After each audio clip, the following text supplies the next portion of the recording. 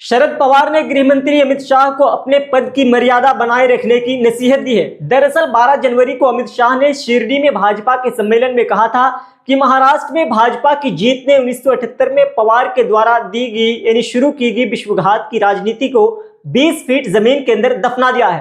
पवार ने मंगलवार को मुंबई में कहा, इस देश ने कई बेहतरीन गृह मंत्री देखे हैं, लेकिन उनमें से किसी को भी अपने राज्य से बाहर नहीं निकाला गया।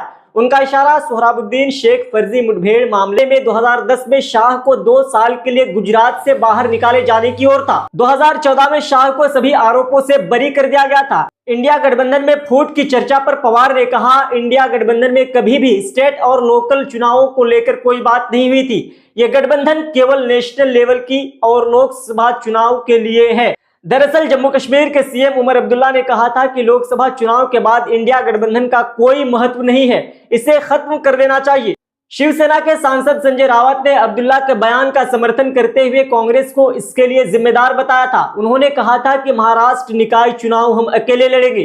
पवार ने पिछले दिनों आरएसएस की तारीफ पर सफाई दी। उन्होंने कहा वह संघ की आइडियोलॉजी का समर्थन नहीं करते हैं, बल्कि जिस तरह से उनके लोग मेहनत करते हैं वो उनका समर्थन करते हैं। दरअसल पवार ने 9 जनवरी को एनसीपी एसपी कार्यकर्ताओं से कहा था कि संघ की कड़ी मेहनत की वजह से महाराष्ट्र में भाजपा और महायुति की शानदार जीत मिली थी। संघ के लोगों ने कड़ी मेहनत की और उनसे हमें सीखना चाहिए। शरद पवार ने कहा कि महाराष्ट्र में अस्थायी निकाय चुनाव उनकी पार्टी किसी के साथ लड़ेगी या अलग, इस बारे में 8 से 10 दिन के अंदर फैसला लिया जाएगा। इसको लेकर पार्टी के भीतर मीटिंग होगी। महाराष्ट्र के मुख्यमंत्री देवेंद्र फडणवीस ने NCP SP chief Sharad Pawar की तारीफ करते हुए उन्हें राजनीतिक का चाणक्य बताया।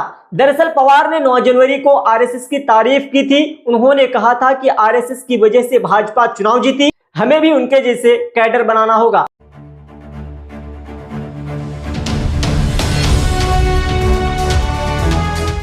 ट्रू रिपोर्ट्स, सच आप तक।